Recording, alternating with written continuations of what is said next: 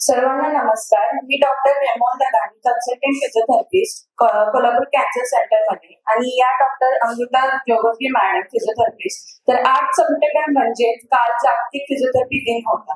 तर या निमित्ताने आज या कार्यक्रमात सर्वांचे मनपूर्वक स्वागत करते. हा कार्यक्रम आयोजित करण्याची संधी दिल्याबद्दल आम्ही सर्वांचे आभार मानतो. तर प्रथमतः आपल्या कोल्हापूर कॅन्सर सेंटरचे doctor Suraj Pawar sir, doctor Reshma ma'am, doctor Yogesh Nath sir व डॉक्टर श्रीधर पळगे सीईओ आजच्या आपल्या विशेष अतिथी डॉक्टर प्रांजली धामणे मॅम यांचे सहर्ष स्वागत करते. तर आपल्या पुढील कार्यक्रमाच्या प्रस्तावनेकडे जाण्याआधी मी आपल्या प्रमुख अतिथी doctor Pranjali Dhamane ma'am, physiotherapist यांचा परिचय देऊ इच्छितो. तर गेली 25 वर्ष मॅम फिजिओथेरपी या क्षेत्रात काम करत आहे. 15 वर्षापासून कोल्हापूरमध्ये त्या स्वतःचा फिजिओथेरपी आणि रिहॅबिलिटेशन क्लिनिक यशस्वीरित्या चालवत आहे. मॅडमने फिजिओथेरपीची अनेक शिबिरे व कार्यक्रम आयोजित केलेले आहेत आणि खास महिलांसाठी आरोग्य व फिटनेस सेवा सुद्धाही उपलब्ध केलेल्या आहेत. तर त्या आपल्या आज होलिस्टिक हेल्थ म्हणजे समग्र आरोग्य विषयी माहिती देणार आहेत. तर त्याआधी मी डॉक्टर रेश्मा मॅम यांना विनंती करू इच्छिते की ते डॉक्टर प्रांजली धामणे मॅमचा शाल व मोमेंटो देऊन सत्कार करावा आणि मॅमचे मनपूर्वक व स्वागत व आभार करावे. तर मी सगळ्यांना विनंती करते की सर्व एकत्र टाळ्या वाजवा. धन्यवाद रेश्मा मॅम. तर आता मी डॉक्टर प्रांजली धामणे मॅमना विनंती करते की त्यांना आमच्या रुग्ण व नातेवाईकांसमोर समग्र आरोग्य याविषयी आपले विचार मांडावे.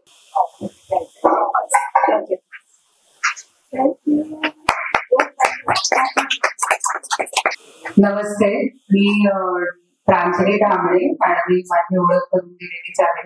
सर्वप्रथम हा सगळा औपचारिक सोहळा सुरू व्हायच्या आधी मी इथे आले त्याचं कारण माझी जवळची मैत्रीण रेश्मा. आता आपण ती औपचारिकता सोडूया. मी आणि रेश्मा खूप जवळच्या चांगल्या मैत्रिणी आहोत. असं नाही की आम्ही खूप फ्रिक्वेंटली भेटतो, पण जेव्हा भेटतो त्यावेळेला मनापासून भेटतो. So thank you Reshma for being me to be the part of this occasion. मॅडमने सांगितलं तसा वर्ल्ड फिजिओथेरपी डे काल साजरा झाला.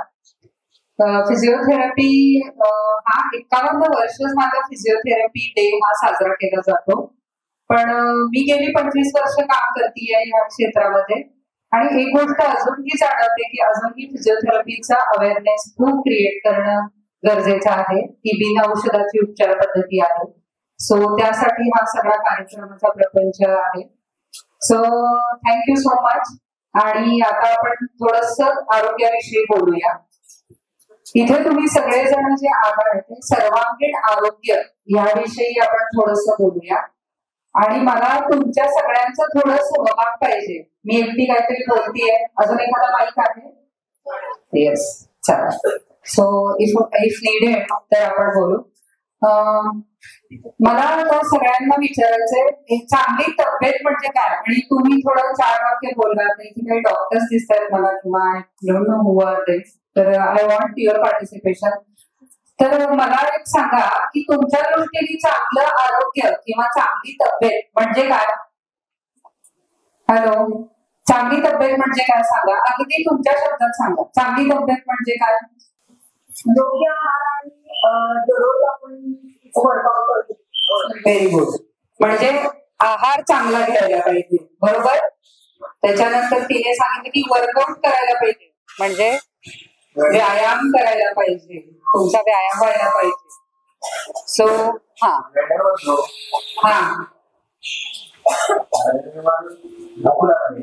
बरोबर. हा आता ते स्वतः वारकरी संप्रदायातले आहेत, हो ना? येस. सो वारकरी संप्रदायात असल्यामुळे त्यांना स्वतःला शिस्त आणि अनुशासन आहेच. सो त्यांनी सांगितलं, आता हिने सांगितलं की व्यायाम केला म्हणजे रोजच्या रोज व्यायाम पाहिजे, चांगला आहार पाहिजे, बरोबर. आणि त्यांनी सांगितलं वेळेवर झोप. आणि काय सांगितलं? वेळेवर भूक लागली पाहिजे, म्हणजे पोटाचं घड्याळ. तर आता लक्षात आलं, हे सगळ्यांना माहिती आहे. आजकाल मोबाईल आहे, सोशल मीडिया आहे, सगळं सगळ्यांना माहिती आहे. फक्त ह्या सगळ्यासाठी शिस्त पाहिजे, बरोबर.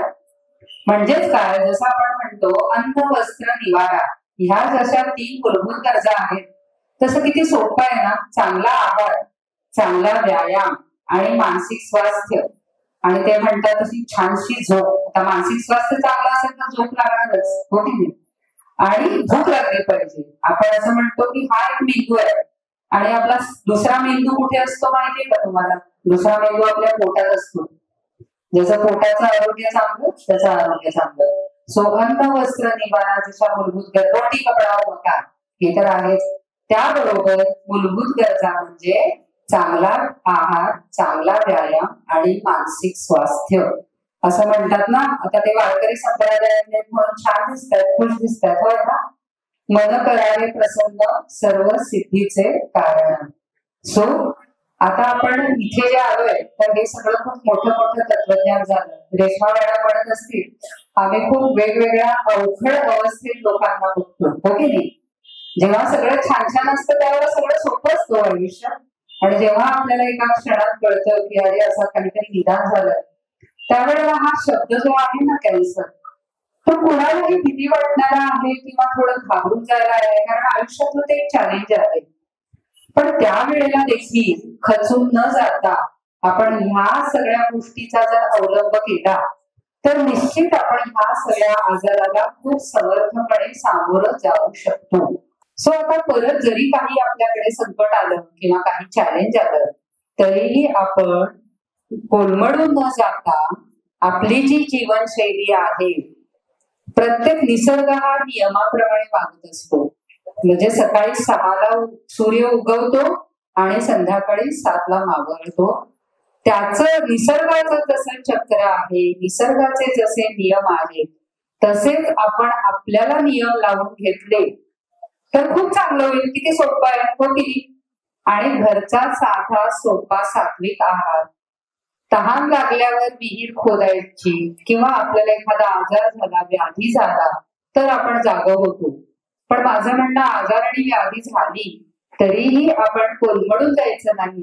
2 गोष्टी असतात आपल्या हातात, फॅक्टर विदिन कंट्रोल आणि फॅक्टर बियॉन्ड कंट्रोल. आपल्या हातात काय आहे? आपली चांगली जीवनशैली ठेवणं हे आपल्या हातात आहे. आपल्या हातात काय नाही तर आता जे काही आपल्याला आजाराला सामोरं जावं लागतं किंवा काही साईड इफेक्ट्सना सामोरं जावं लागतं, त्या सगळ्या गोष्टी आपल्या हातात नाहीये. पण कुठलीही चॅलेंजिंग सिच्युएशन आली तर त्याला आपण कशा पद्धतीनं रिॲक्ट करतो, का विचारपूर्वक त्या गोष्टीला प्रतिसाद देतो, यावर आपलं आरोग्य अवलंबून असतं.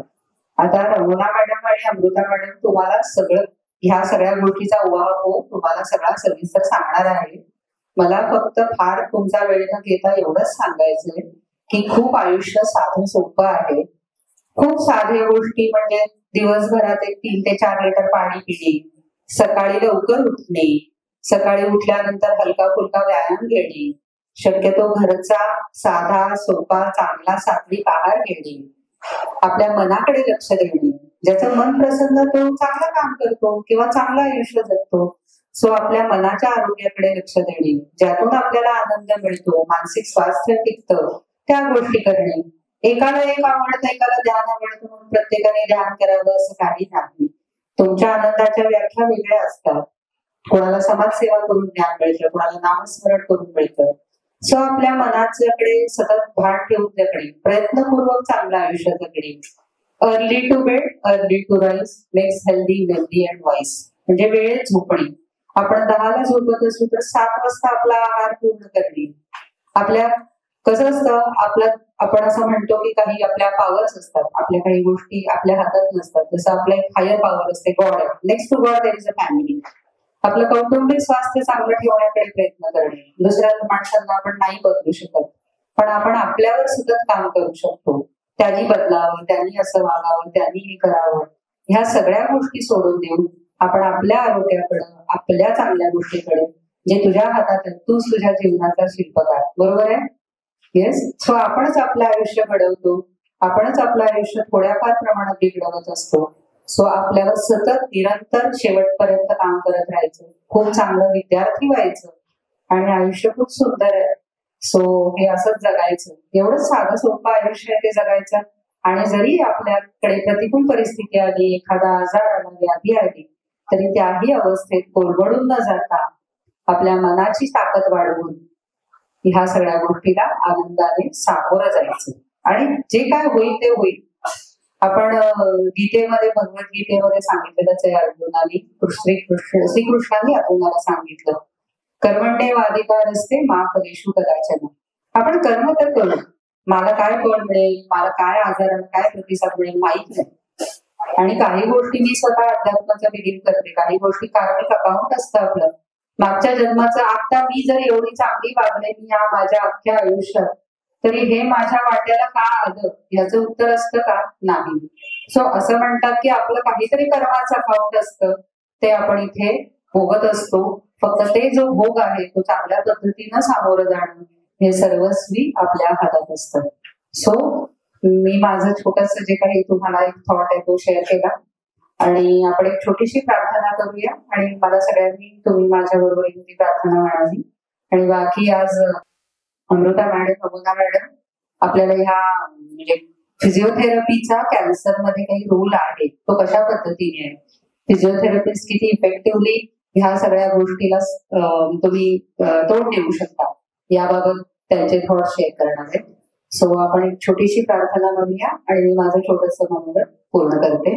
हा सगळा कार्यक्रम झाला, मी माझी एक थोडीशी माहिती देते. मी या क्षेत्रात 25 वर्ष काम करतेय आणि कोल्हापूर कॅन्सर सेंटर जेव्हा टाकळ्यात होतं 20 वर्षापूर्वी, येस, सो मी त्यांचा जो प्रवास आहे म्हणजे माझा प्रवास आणि त्यांचा प्रवास मे बी असा पॅरलल वेळी चालू आहे. मी माझ्या पद्धतीने माझ्या क्षेत्रात काम करतेय, सुरज सर आणि रेश्मा मॅडम अहोरात्र त्या ह्या क्षेत्रामध्ये काम करतायत आणि मी तो सगळा प्रवास बघितलाय एक मैत्रीण म्हणून. आणि आज मी जेव्हा इथे आली आहे त्यावेळेला मला खूप अभिमान आणि खूप समाधान वाटलं.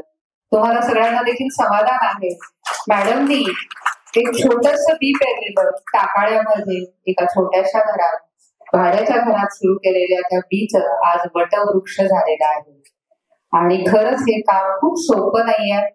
विथ झिरो सपोर्ट, कोणाचाही फायनान्शियल सपोर्ट नाही किंवा काय, म्हणजे आपण म्हणतो ना की शून्यातून विश्व उभं केलं, तसं मॅडमनी आणि सरांनी हे विश्व उभं केलंय.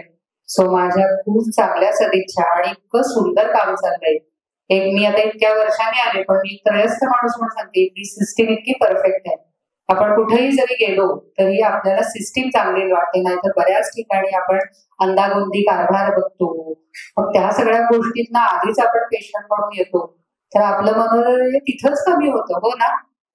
सो इथं जी आदरातिथ्याची भावना आहे, डॉक्टर म्हणून सगळे काम करतात पण एक माणूस म्हणून चांगलं काम करणं आणि ती माणुसकी जपणं, सो तो माणुसकीचा ओलावा मला आज रेश्मा इथे आल्यानंतर पावलोपावली जाणवला थ्रू युअर स्टाफ.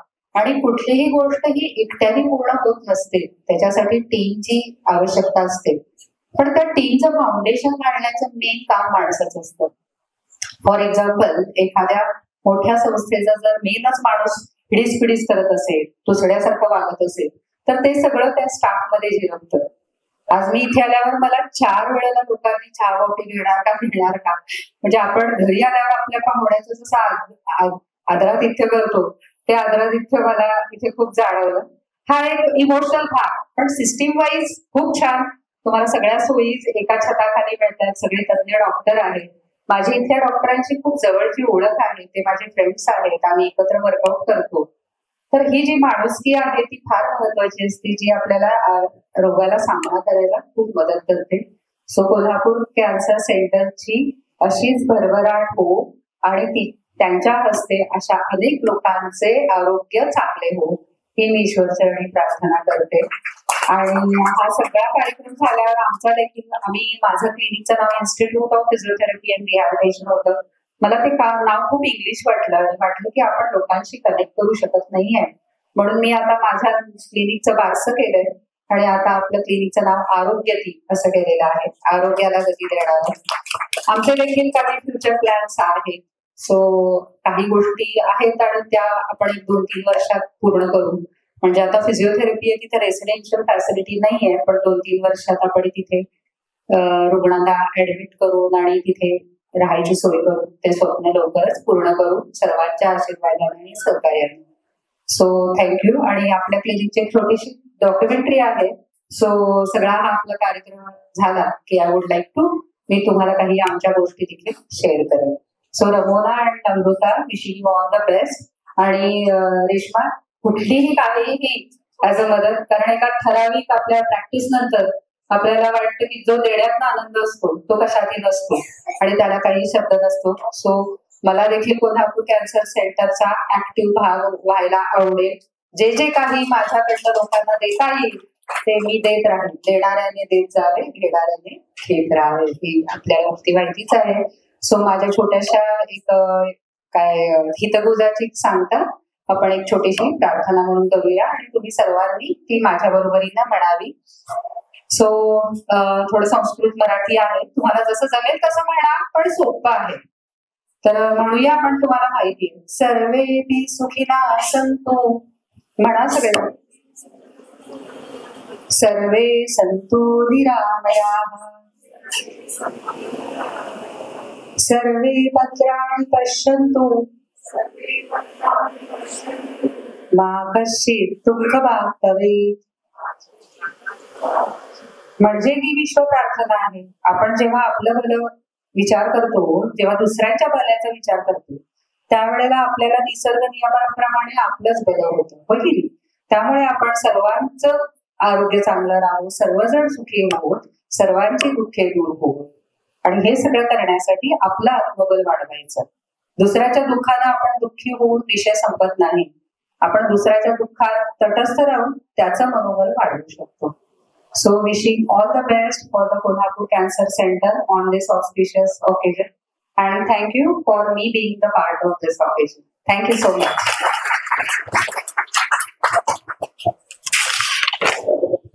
धन्यवाद मॅम, तुम्ही दिलेली माहिती बद्दल, हॉलिस्टिक हेल्थ बद्दल खरंच खूप महत्वाची होती व त्यामुळे आपल्याला सर्वांना आरोग्याकडे बघण्याची दृष्टिकोन नक्कीच बदलेल.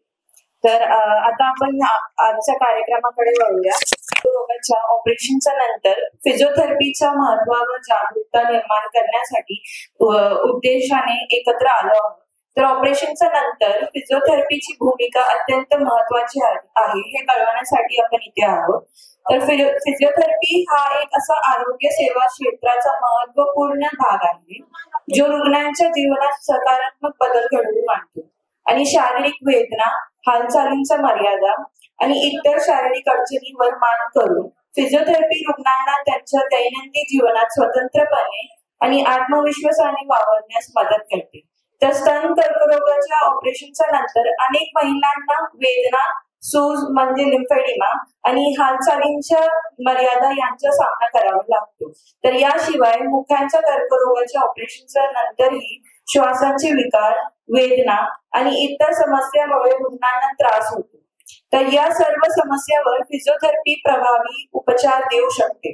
तर सर्वप्रथम मी तुम्हाला सांगणार आहे की मुख्याच्या कर्करोगाच्या रुग्णाच्या ऑपरेशनच्या नंतर व रेडिएशन थेरपी घेताना आणि केमोथेरपी दरम्यान आणि त्याच्यानंतर कोणत्या अडचणींचा सामना करावा लागते आणि तसेच त्या समस्यामध्ये आराम मिळवण्यासाठी फिजिओथेरपी कोणकोणत्या सेवा पुरवते याबद्दल देखील माहिती देणार आहे.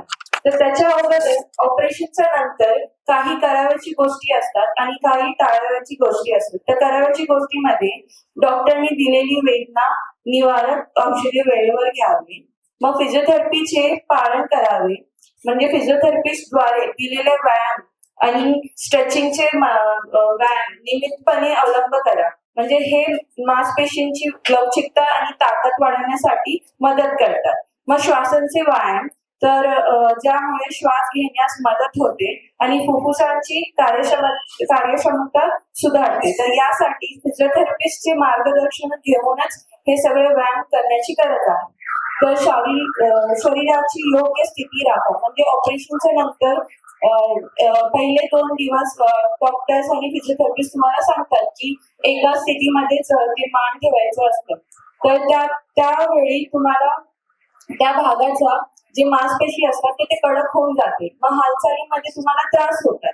तर त्यावेळी तुम्ही चुकीच्या स्थितीमुळे म्हणजे पाठीच्या आणि मानाच्या वेदना होऊ शकतात. तर जसे खांदे पुढे वळणे आणि वरच्या पाठीच्या भागच्या गोल होणे आणि डोके पुढे झुकणे हे सर्व समस्या होऊ शकते. तर त्याच्यानंतर टाळवायची गोष्ट म्हणजे जड वजन उचलू नका. तर टाके जागी जे ताण येऊ नये म्हणून जड वजन उचलणे टाळवायची असते. तर त्याच्यानंतर धूम्रपान आणि मद्यपान टाळा. म्हणजे परत तुम्ही ते व्यसन चालू केल्या तर कॅन्सरचे त्रास परत तुम्हाला येऊ शकते. तर ते बंद करायचं असतं. तर अनुचित व्यायाम करू नका. म्हणजे फिजिओथेरपिस्टच्या सल्ल्याशिवाय कोणतीही तुम्ही हालचाल करू नका. म्हणजे जोरदार व्यायाम करू नका. त्याआधी हालचाल किंवा जोरदार व्यायाम जखमेला हानी पोहोचवू शकते तुम्हाला. मग त्याच्यानंतर घट्ट कपडे टाळा. म्हणजे डोक्याभोवती किंवा मानाभोवती घट्ट कपडे घालणे टाळा, ज्यामुळे रक्तप्रवाहावर ताण येऊ शकतो. तर अचानक हालचाल करू नका. अचानक मान किंवा डोक्याची हालचाल टाळा, यामुळे जखमेवर ताण येऊ शकतो. तर आता ऑपरेशनच्या नंतर काय कोणते कोणते समस्या तुम्हाला म्हणजे सामना करावा लागतात ते सांगते मी. आणि त्यासाठी काय सेवा उपलब्ध आहे ते कोल्हापूर कॅन्सर सेंटरमध्ये. तर फुफ्फुसांची कार्यक्षमता कमी होण्याची शक्यता होऊ शकते. म्हणजे खोकला व श्वास घेताना अडचण पण येऊ शकते. तर यासाठी आम्ही तुम्हाला वेगवेगळे प्रकारचे श्वासाचे व्यायाम सांगतो, जेणेकरून तुमच्या फुफ्फुसांची कार्यक्षमता वाढते. मग गिळण्यास त्रास होणे. तर गिळण्याची क्षमता सुधारण्यासाठी विशेष व्यायाम तुम्हाला आम्ही शिकवतो, तर जेणेकरून तुम्हाला गिळण्यास त्रास कमी होते. मग आवाजातील बदल होणे. तर त्याच्या सुधारण्यासाठी सुद्धा व्यायाम वेगवेगळे प्रकारचे असते. तर ते आम्ही तुम्हाला शिकवतो ट्रीटमेंट वेळी. मग त्याच्यानंतर चेहऱ्यावर आणि मानावर सूज येण्यासाठी तर आम्ही तुम्हाला मसाज कसं करायचं घरी आणि कंप्रेशन बँडेज म्हणजे पट्टी लावून ते सूज कसं कमी करायचं ते आम्ही तुम्हाला शिकवतो. आणि त्याच्यानंतर व्यायामाने सुद्धा कमी होण्यात येते. मग त्याच्यानंतर जबड्यांची हालचाल कमी होणे आणि मानाची हालचाल कमी होणे. तर यासाठी सुद्धा आम्ही तुम्हाला म्हणजे मशीन किंवा ते वस्तू देतो. तर ते एक चावी असते. हे एक आहे वस्तू, ते जबडा उघडण्यासाठी येत असतात आणि हे चावी आम्ही तुम्हाला देतो. तर ह्याच्याने व्यायाम करून व्यवस्थित तोंड उघडण्यासाठी हे बरं होते तुम्हाला. तर त्याच्यानंतर मानाची हालचाल कमी होण्याबद्दल तर आम्ही तुम्हाला मानाची व्यायाम सांगतो, कसं हालचाल करायचं आणि कोणत्या पद्धतीने ते स्ट्रेचिंग एक्सरसाइज कसं करायचे ते आम्ही तुम्हाला सुद्धा सांगतो. मग त्याच्यानंतर न्यूरोलॉजिक समस्या म्हणजे चेहरा किंवा गळ्यात सुंदपणा होणे व ताकद किंवा हालचाली कमी होऊन जाते. तर त्यासाठी आम्ही तुम्हाला ट्रीटमेंटमध्ये ते मशीनद्वारे, तर हे जे एक मशीन आहे तर ह्याच्याने आम्ही तुम्हाला जे स्नायूंना जे मांसपेशींना कमी ताकद आहे तर ह्या मशीननी आम्ही तुम्हाला ते ताकद वाढवण्यासाठी वापरतो. मग त्याच्यानंतर वेदना आणि ताणसाठी. तर वेदना म्हणजे दुखणं. तर ऑपरेशनच्या नंतर वेदना आणि ताण ही समस्या सामान्य असू शकतात. तर वेदना कमी करण्यासाठी आणि ताण कमी करण्यासाठी मसाज आणि आराम मशीन्स वापर केला जातो. तर हा एक टेन्स मशीन आहे. तर हा मशीन आम्ही पहिला तुमचं दुखणं कुठे आहे आणि त्याचं मागचं कारण काय आहे हे निदान करून हे आपण मशीन वापरतो. तर ज्या जागी तुम्हाला दुखणं आहे म्हणजे खांद्या जागी काय पाठीचा मानाजागी दुखणं आहे तर हे आम्ही पॅड असं लावून ते इलेक्ट्रोथेरपी देतो आम्ही. आणि ह्याच्याने तुमचं म्हणजे जे कडकपणा आहे आणि मांसपेशींची जी लवचिकता आहे ते कमी होऊन जाते आणि ह्याच्याने तुमचं दुखणं पण कमी होऊन जाते.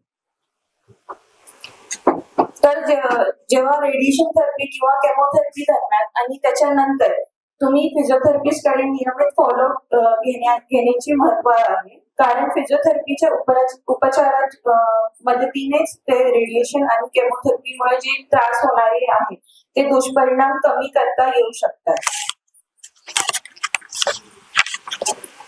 तर आम्ही तुमच्या जे दुखणं आहे ते कमी करण्यासाठी व हालचालीमध्ये सुधारणा करण्यासाठी तर एक दुसरं टेक्निक्स असतात, मॅन्युअल थेरपी असतात. तर त्यासाठी तुम्हाला म्हणजे 1-2 आठवड्या ओपीडी बेसिसवर यावे लागतात, जेणेकरून आम्ही तुम्हाला ट्रीटमेंट देतो. विविध प्रकारचे व्यायाम किंवा टेक्निक्स असतात जे आम्ही तुमच्यावर करून घेतो.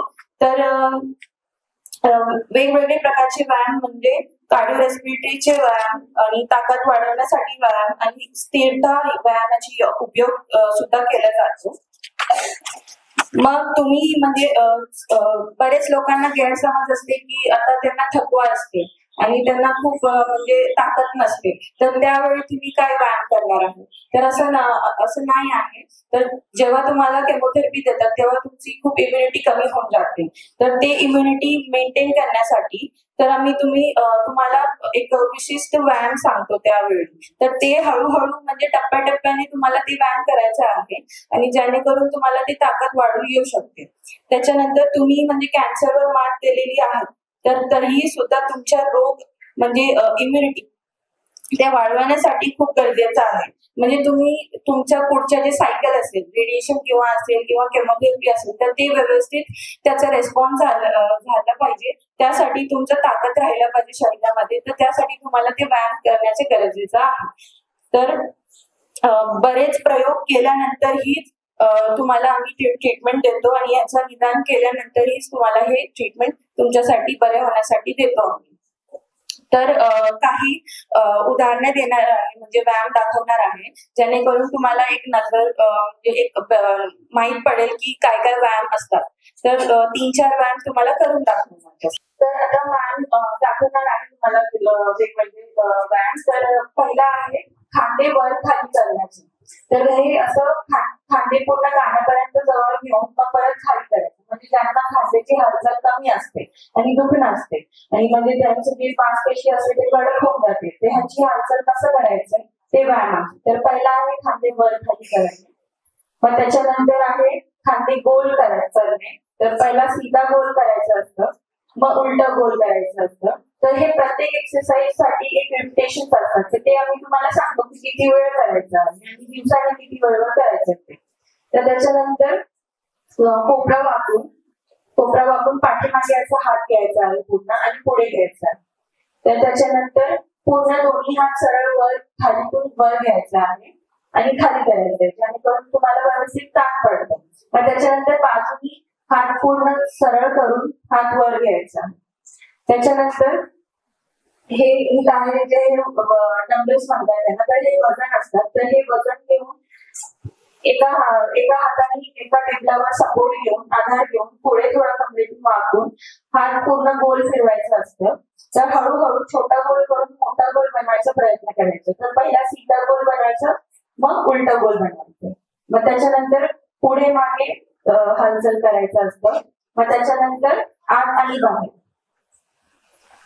तर त्याच्यानंतर हे दुसरा एक असतं, तर काटेंची आधार घेऊन व्यायाम असतं. तर जेणेकरून व्यवस्थित ताण पडेल तुमच्या मांसपेशींना आणि व्यवस्थित हालचालीमध्ये सुधार येते. तर पहिला समोरून खालीतून वर करायचं आहे. मग त्याच्यानंतर बाजूनी हात वर घ्यायचा आहे. मग त्याच्यानंतर पुढे काठी धरून एक मोठा गोल बनवायचा आहे.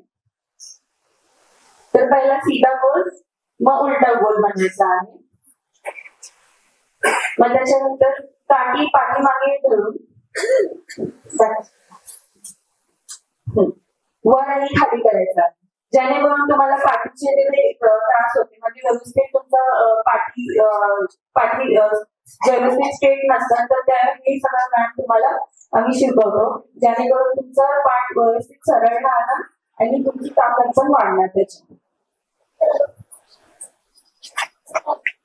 आणि हे थेराबँड असतात. तर हे ताकद वाढवण्यासाठी आपण वापर करतो. तर ह्याच्यानी पण वेगवेगळे प्रकारचे व्यायाम असतात.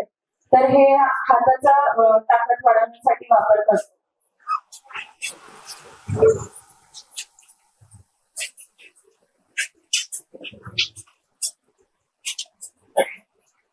तर आता स्तन कर्करोगाच्या फिजिओथेरपीच्या महत्वाबद्दल डॉक्टर अमृता मॅम मार्गदर्शन करणार आहे. तर over to you.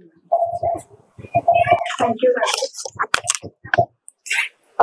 Me doctor Amrita Chougule, physiotherapist. गेली 7 वर्ष झाली या क्षेत्रात काम करते. तर आपण आधी समजून घेऊया कर्करोग म्हणजे काय. आपलं शरीर पेशींनी बनलेलं आहे, आता सर्वांना जवळ माहिती झाली आपल्या सर्वांना. तर कर्करोगात नक्की काय होतं, तर अनियंत्रित आणि अनैसर्गिकरित्या पेशी वाढतात. ह्या पेशी आपल्या नॉर्मल पेशींना नष्ट करतात आणि हा कर्करोग आपल्या कुठल्याही शरीरातल्या कोणत्याही अवयवाला होऊ शकतो. त्याचे परत बरेच प्रकार आहेत, पसरणारा, न पसरणारा आणि तर आणखी बरेच प्रकार आहेत. तसंच आता फिजिओथेरपी म्हणजे काय, आपल्या रायमोल मॅडमने आपल्याला सांगितलंच आहे की फिजिओथेरपीमध्ये कसं उपचार केले जातात. पण आता फिजिओथेरपीची व्याख्या मी तुम्हाला थोडक्यात सांगू इच्छिते. फिजिओथेरपीला आपण मराठीत भौतिक उपचार पण म्हणतो. ठीक आहे, तर भौतिक साधनं म्हणजे ऊर्जा, थंड बर्फ, उष्णता, अधिक आमचे काही उपकरणं, आमच्या काही टेक्निक्स, मॅनिप्युलेशन, मोबिलायझेशन ह्या सगळ्याचा समावेश करून आम्ही पेशंटवरती उपचार करतो. तर फिजिओथेरपी आपल्या कोणत्या कोणत्या क्षेत्रामध्ये आपण फिजिओथेरपी होते किंवा करता येते, कोणत्या कोणत्या पेशंटसाठी करता येते, तर ऑर्थो म्हणजे अस्थिरोग, आपल्या हाडांचे काही आजार, त्यात हाडांचा कर्करोगही येतो. दुसरी गोष्ट न्यूरो म्हणजे आपलं मेंदू, मणका, त्याला झालेला कर्करोग, यावरही आपण फिजिओथेरपीचे व्यायाम किंवा उपचार घेऊ शकतो.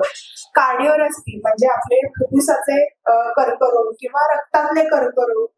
परत आपलं गायनाकोलॉजिकल म्हणजे आपला स्त्री रोगामध्ये आपला पिशवीचा कर्करोग किंवा छातीचा, स्तनाचा कर्करोग याचाही समावेश होतो. ह्या सगळ्या आजारांमध्ये अगदी ऑपरेशनच्या आधी व ऑपरेशनच्या नंतर आम्ही फिजिओथेरपीचे व्यायामापासून ते त्यांचं रिहॅबिलिटेशन म्हणजे समजा एखादं पेशंट आहे, जे एखादे शिक्षक आहेत, त्यांचं जे आजारामुळे घरात बसून राहावं लागलं, तर त्यांचं अगदी त्यांच्या कामापर्यंत जाईपर्यंतच आम्ही सगळे व्यायाम आणि तेवढं त्यांना ताकद आपण मिळवून देण्याचा प्रयत्न करतो. या उपचाराद्वारे ते आणि शक्य होऊ शकतं, फिजिओथेरपीद्वारे शक्य होऊ शकतं. तर आता ब्रेस्ट कॅन्सरकडे म्हणजे छातीच्या कर्करोगाकडे आपण वळूया. छातीच्या कर्करोगामध्ये काय त्रास उद्भवतात पेशंटला ऑपरेशन नंतर, तर ऑपरेशन छातीच्या कर्करोगामध्ये छातीचा काही भाग आणि आपल्या खांद्यातले म्हणजे आपल्या ह्याच्यातले काही रक्ताचे किंवा आपल्या काही रक्तप्रवाह होणाऱ्या गाठी आपल्या काढल्या जातात, त्याला लिम्फ नोड्स असं म्हणतो आपण. तर ह्यामुळे काय त्रास होतो पेशंटला ह्या ऑपरेशन नंतर, तर खांद्याची हालचाल करायला त्यांना त्रास होतो किंवा पूर्वी एवढी त्यांची खांद्याची हालचाल होत नाही. खोल श्वास घ्यायला त्यांना त्रास होतो किंवा दम लागतो, खोल श्वास घेता येत नसल्यामुळे त्यांना दम लागतो. प्लस छातीचा काही भाग काढल्यामुळे स्त्रियांना थोडंसं वेगळं वाटायला लागतं, आपलं शरीर काही वेगळं दिसतंय का, मानदुखी, पाठदुखी, पाठीला पाक येणे, ह्या बरेच गोष्टी होतात. तर त्यामध्ये आपण ह्याच्यासाठी म्हणजे ह्या सगळ्या प्रॉब्लेमसाठी आपले फिजिओथेरपीचे व्यायाम. तर व्यायाम काय आहे, तर आपण पहिल्यांदा सुरू करूया खोल श्वासाच्या व्यायामापासून. तर खोल श्वास आपण कसं घ्यायचा, नाकाने खोल श्वास घ्यायचा, तोंडाचा ओ करून तो बाहेर सोडायचा. आपण चहाला कसं फुंकला मारतो तसं पूर्ण आपली छाती फुलेपर्यंत खोल श्वास घ्यायचा आणि तोंडाचा ओ दीर्घ श्वास घ्यायचा, दीर्घ श्वास सोडायचा. दुसरं डायफ्रामॅटिक ब्रीथिंग. डायफ्राम म्हणजे काय, आपल्या श्वासाचा जो पडदा असतो आपल्या शरीरामध्ये, तो आपला फुफ्फुस आणि पोट हे वेगळं करणार हा मध्ये पडदा असतो, त्यावर आपण अलगद आपला हात ठेवू शकतो. श्वास घेतल्यानंतर बाहेर, श्वास सोडल्यानंतर आत जाईल. ते सगळ्या हालचाली आपण त्याच्यावरती हात घेऊन त्या समजून घ्यायच्या. ठीक आहे, असं श्वास घेतला की पोटाला बाहेर आपण हाताबरोबर बाहेर घ्यायचं.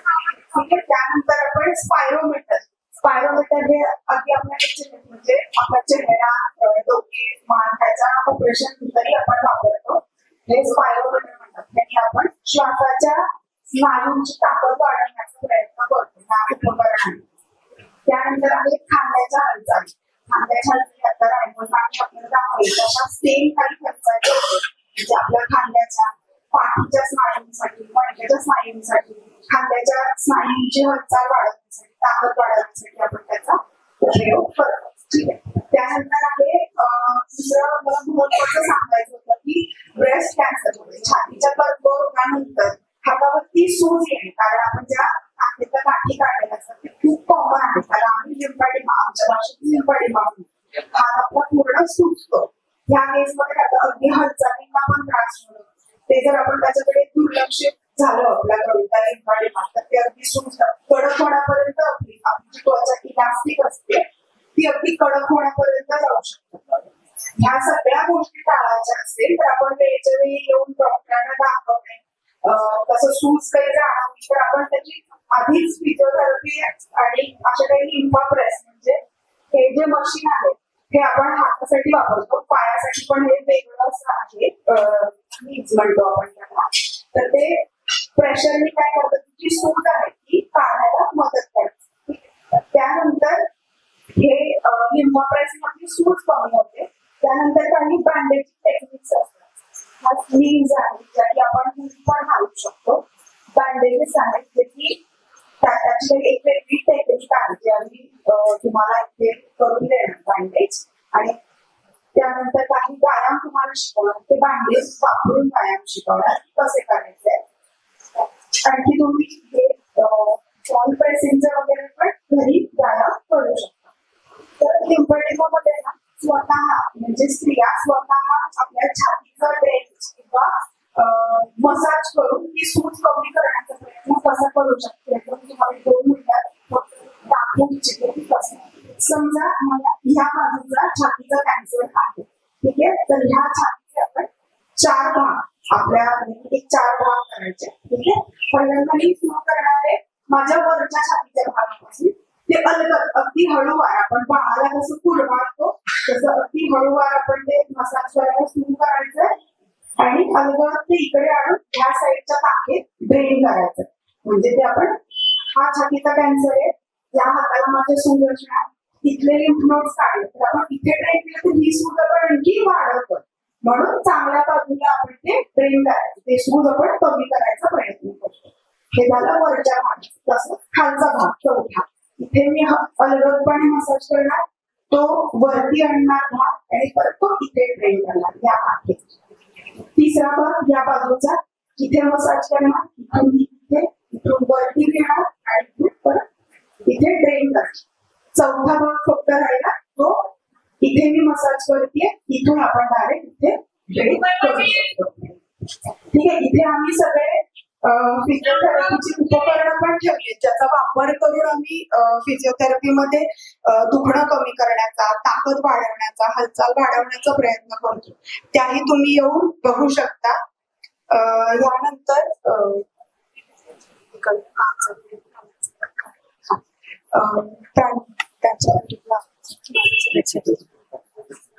एकदा मी तुम्हाला याच्यावरती काही फोटोज आहेत की पेशंट कसे आमचे इम्प्रूव्ह झाले आपल्या व्यायामानंतर, फिजिओथेरपीच्या फॉलोअप नंतर, ते थोडं दाखवू इच्छिते. ह्या पेशंटला त्यांचा गळ्याचं ऑपरेशन झालेलं आहे. हे पण सेम पेशंट आहे, यांचं पण गळ्याचं ऑपरेशन झालेलं आहे. आपण आता मेन याच्यात काय दाखवू इच्छितो की ऑपरेशन झाल्यानंतर म्हणजे आधीचं पेशंट आणि व्यायामाच्या नंतरचं पेशंट मध्ये काय बदल आहे ते दाखवू. हे बघा, आता हे पहिल्या ह्याच्यात बिफोर जे आपण इथे दाखवले त्यांचं तोंडाचं ऑपरेशन झालं. त्या ऑपरेशन ते अगदी सुरुवातीला तोंडी उघडू शकत नव्हते. तुम्ही बघू शकता की ते बोट जात नाही आतमध्ये, ठीक आहे. आणि फिजिओथेरपीच्या नंतर, ट्रीटमेंटच्या नंतर ते जवळपास 2 बोटं आत तोंडात घालू शकतात. तर हे कशासाठी करायचं आपल्याला, पहिल्यासारखं बोलता यावं, जेवता यावं, या सगळ्या हालचालींसाठी आहे. आणि त्यासाठी ते रायडरने ते की आणि इन्स्ट्रुमेंट दाखवलं की तोंडाचं आपल्याला हालचाल वाढवण्यासाठी ते आपण उपयोग करून घेऊ शकतो व्यायाम त्याचा. हे पण परत तोंडाच्या सर्जरीचे त्यांच्यावर आपण ते की वालं उपकरण, चावीवालं उपकरण वापरलेलं आहे ट्रीटमेंटसाठी. आता हे आहे ते खांद्याचं, त्याच्या खांद्याच्या हालचाली कमी होत्या. पहिल्या चित्रात आपलं दिसतंय की त्यांची 90° तिथेच अडकतोय हात, त्याच्या वरती जायला त्यांना त्रास होतो. आणि व्यायामानंतर त्यांचं जवळपास नॉर्मलला गेलेला आहे खांदा. सेम ह्या आजोबांचं पण तसंच आहे, तुम्ही बघू शकता. आधीचा आणि व्यायामानंतर ऑलमोस्ट दोन्ही सेम आहे. दोन्ही हाताचं आपण कम्पेअर पण करू शकतो या पेशंट मध्ये. त्यानंतर हे आहे अल्ट्रासाउंड थेरपी. अल्ट्रासाउंड थेरपी मध्ये काय होतं की आपलं जर जखम असेल तर ती जखम भरायला पण लवकर मदत होते आणि दुखणं कमी व्हायला मदत होते, सूज कमी व्हायला मदत होते. हे आहे टेन्स मशीन. तसं आता रायमोनने दाखवलं, तुम्हाला सांगितलं की हे इलेक्ट्रोड्स असतात आणि जिथे दुखतंय तिथे आपण हे 4 पोल असं लावून ते दुखणं कमी करण्याचा आणि हालचाल वाढवण्याचा प्रयत्न करतो त्या उपकरणांवर. हे लिम्फा प्रेस आहे. ते तुम्हाला म्हटलं ना, हाताची जी सूज येते आपल्या ब्रेस्ट कॅन्सर नंतर, तर ते असं आपण घालून ते त्याचे कंपार्टमेंट चेंबर्स असतात, त्याबद्दल आपण प्रेशर वाढवतो आणि त्यानंतर ते आपलं सूज ड्रेन करायला किंवा कमी व्हायला मदत होते लिम्फा प्रेसमुळे. हे जे आपल्याला रायमोन मॅमनी आपल्याला एक्सप्लेन केलं की चेहऱ्याचे जेव्हा काही सर्जरी होते आणि जेव्हा चेहऱ्याचा माकळापणा किंवा सूज, मुंगी आहे असे काही प्रकार असतात, स्नायूचे वीकनेस, आपण जे थकवा किंवा कमजोर झाले स्नायू असं म्हणतो, त्यावेळी हे मसल स्टिम्युलेटर आहे. आपण एक मसल स्टिम्युलेट करून त्याला पहिल्यासारखं काम करायला शिकवतो, त्याची ताकद वाढवतो. हे परत अल्ट्रासाउंड थेरपीचं मशीन आहे. चेहऱ्यासाठी आपण फक्त जबडा ओपन होण्यासाठी ते ट्रीटमेंट देतो आपण त्या पेशंटला. सेम इथे परत तेच आहे. चेहरा आपल्या तोंडाच्या सर्जरी नंतरचा उघडायला त्रास होतो, त्यानंतर त्याचा व्यायामानंतरचं त्याचा किती ओपन झालं ते आपण बघू शकतो. त्यामध्ये त्यांनी अल्ट्रासाउंड पण युज केलंय जबड्याच्या ओपनिंग साठी आणि वरती की युज केली आहे त्यांनी आपल्या उपकरण माउथ ओपनिंग पाडण्यासाठी. हे आहे आपलं शोल्डर, आपलं खांद्याची हालचाल वाढवण्यासाठीचं उपकरण. हे आपण भिंतीला ते अटॅच असतं आणि आपण ते घेऊन पण त्याची हालचाल करू शकतो. हे अगदी आपल्याला रेंज वाढवायला, म्हणजे हालचाल वाढवण्यासाठी आणि ताकद वाढवण्यासाठी, दोन्ही गोष्टींसाठी या उपकरणाचा उपयोग होतो. Yes, thank you. त्यानंतर आमचे केसीसीचे पेशंट शिवाजी परिते, श्री शिवाजी परिते सर, ते आमच्याकडे फिजिओथेरपीसाठी रेग्युलरली येतात. त्यांना त्याचा बराच फरक पडलाय. थोडंसं बोलताना त्यांचं हे होतं, पण ते त्यांचे 2 शब्द मनोगत व्यक्त करण्याचा प्रयत्न करतात. नमस्कार. नमस्कार. कोल्हापूर कॅन्सरचे मी बरोबर कौतुक करतो आणि त्यांनी जे मला फिजिओथेरपी शिकवली त्याच्यामुळे मला बराचसा फायदा झाला आहे. आता मी पूर्णपणे 50% मला फरक पडलेला आहे आणि इथून पुढे मी जे सांगितलं वागलो ते मला 100% बरेच करतो आणि त्यांचं मी जे काय शिकवले थोडं बोलता येईल ते काय शिकवले ते पूर्णपणे मी व्यवस्थित व्यायाम करेन आणि त्यांचे काम त्यांना विचारेन आणि जे काय काय करायचे सल्ला घेऊन मी माझी तब्येत व्यवस्थित करेन. धन्यवाद. Kolhapur cancer. Thank you Shivaji sir. तुमचं शिवाजी परिते सरांचा सत्कार मॅम प्रांजल मॅमनी करावा अशी